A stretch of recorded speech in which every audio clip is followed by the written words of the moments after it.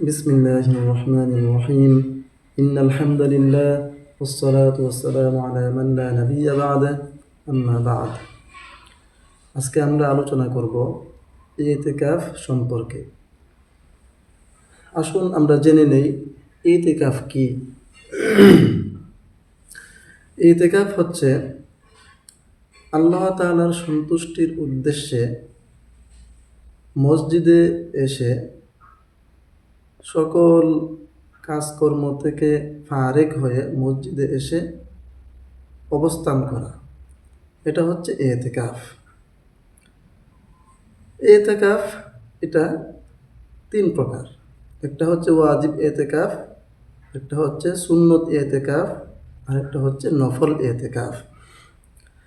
ওয়াজিব ইতিকাফ সেটা কি? ওয়াজিব ইতিকাফ হচ্ছে কেউ যদি মান্যত করে যে সে ইতিকাফ করবে, তাহলে তার জন্য ইতিকাফ করাটা ওয়াজিব হয়ে যায়। এটাই হচ্ছে ওয়াজিব ইতিকাফ। আর সুন্নত ইতিকাফ হচ্ছে যেটা রমজান মাসের শেষ দশকে ইতিকাফ করা হয়, সেটাই হচ্ছে সুন্নত ইতিকাফ। আর একটা হচ্ছে নফল ইতিকাফ। নফল ইতিকাফ হচ্ছে এটা যে কোনো সময় যে কেউ যে কোনো সময়ের জন্য সে মসজিদে ইতিকাফের নিয়ত করতে পারে। এতে সময়ের কোনো ব্যবধান নেই। সে যতটুকু সময় মসজিদে, সে যদি 1 ঘন্টা 2 ঘন্টার জন্য যদি সে অবস্থান করে এবং ইতিকাফের নিয়ত করে, এটাও তার জন্য নফল ইতিকাফ হবে। 1 দিন 2 দিন এর ইতিকাফের নিয়ত করে মসজিদে অবস্থান করে, এটাও তার জন্য নফল ইতিকাফ বলে গণ্য হবে। আসুন আমরা সুন্নত ইতিকাফ সম্পর্কে জেনে নিই। যেহেতু এখন রমজান মাস এবং রমজানের শেষ দশক শুরু হয়ে যাবে, তো আমরা ইতিকাফ, সুন্নত ইতিকাফ সম্পর্কে আমরা কিছু বিষয় জেনে নেই। সুন্নত ইতিকাফ এটা সুন্নত ইতিকাফ এটা রমজান মাসের শেষ দশকের মধ্যে এটা পালন করা হয়। নবী করিম সাল্লাল্লাহু আলাইহি ওয়াসাল্লাম তিনি তার জীবনে যতগুলো রমজান তিনি পেয়েছিলেন, আর তিনি রমজান পেয়েছিলেন 9টি। তো এই 9টি রমজানের মধ্যে 8টি রমজান তিনি ইতিকাফ করছিলেন। তো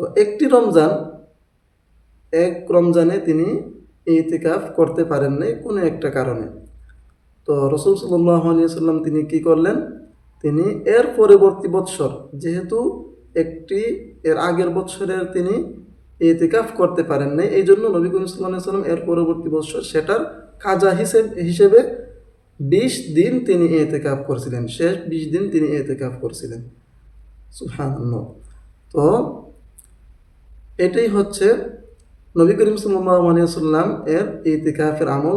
নবী করিম সাল্লাল্লাহু আলাইহি ওয়াসাল্লাম ইতিকাফের আমলটা এটা ধারাবাহিক এবং নিয়মিত ছিল। তো আমাদের জন্য ইতিকাফ করাটা সুন্নতে মুআক্কাদা, এবং আমাদের জন্য এটা করাটা অবশ্যই জরুরি, প্রয়োজন। এবং কেউ না কেউ অন্তত জীবনে একবার হলেও যেন সে ইতিকাফ করে। আসলে জীবনে একবার কেন, বারবারই বসা দরকার। কিন্তু অনেক মানুষ আছে যারা জীবনে কখনোই ইতিকাফে বসে না। তো এটা যেন না হয়, মৃত্যুর আগে একবার হলেও যেন আমরা ইতিকাফে বসতে পারি। তো এখন আমরা জেনে নেই ইতিকাফের বিধান সম্পর্কে। ইতিকাফের বিধান হলো রমজানের শেষ দশকে যে ইতিকাফ করা হয় সেটা। আসুন আমরা জেনে নেই ইতিকাফের বিধান সম্পর্কে। ইতিকাফ এটা মসজিদে হতে হবে, এটা বাড়িতে হলে হবে না। এবং কোন মসজিদে হতে হবে? সেটা হতে হবে যে মসজিদে জুমার নামাজ আদায় করা হয়, 5 ওয়াক্ত নামাজ সহ জুমার নামাজ আদায় করা হয়, এই মসজিদে ইতিকাফ করতে হবে। অথবা জুমার নামাজ আদায় করা হয় না, তবে ওইখানে 5 ওয়াক্ত নামাজ নিয়মিত আদায় করা হয়, সেখানেও ইতিকাফ করা যাবে।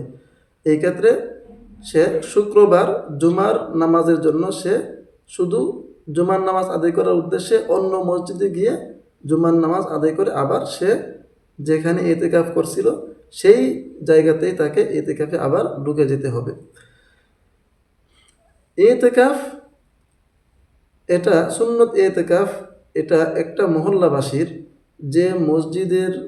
যে এলাকার একটি মসজিদ আছে এবং এখানে 5 ওয়াক্ত নামাজ আদায় করা হয়, এই মহল্লাবাসীর জন্য প্রত্যেক মহল্লাবাসীর উপর এটা সুন্নতে মুআক্কাদা আলাল কিফায়া। সুন্নতে মুআক্কাদা আলাল কিফায়া সেটা কি? সুন্নতে মুআক্কাদা আলাল কিফায়া হচ্ছে মহল্লার সকল মানুষ এর পক্ষ থেকে যদি একজন যদি সেই মসজিদে কেউ ইতিকাফে বসে, তাহলে সকলেই ইতিকাফে বসার দায় মুক্ত হয়ে যাবে। কিন্তু কেউ যদি না বসে, মহল্লার এই মসজিদে কেউ যদি ইতিকাফে যদি না বসে, তাহলে সকলেই এই আমলটি না করার কারণে মহল্লার সকলেই গুনাহগার বলে গণ্য হবে। তো এই হলো ইতিকাফের বিধান।